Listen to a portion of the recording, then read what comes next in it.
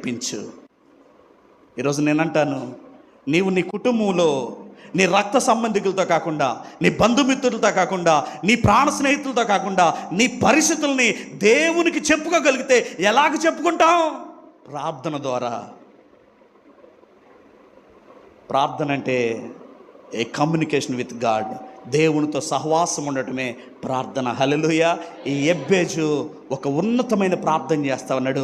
అక్కడ వ్యాధంతో నింపబడిన ఆ తండ్రి తన కుమారుడి నిమిత్తం ఎంతైతే నలిగిపోయాడో, ఎంతైతే కన్నీరు కాచాడో, ఎంతైతే దుఃఖపడ్డాడో, ఆ దుఃఖమంతా సంతోషంతో నింపబడ్డాడు. కాదు తెలుసా, అతను ప్రభువుకి ప్రార్థన చేశాడు. ప్రభు పాదాలు పట్టుకొని తన వ్యాధను తీర్చుకున్నాడు. ప్రభు మీద ఆయన విశ్వాసం ఉంచి తన జీవితంలో నెమ్మది పొందుకున్నాడు. అలాంటి ఒక వ్యక్తి ఈ ఎబ్బేజు గురించి మనం తెలుసుకుంటే, ఎబ్బేజు అనగా వేదన, వేదన, వేదన. ఏ ప్రాంతం వెళ్ళినా ఇతను వేదన పుత్రుడు.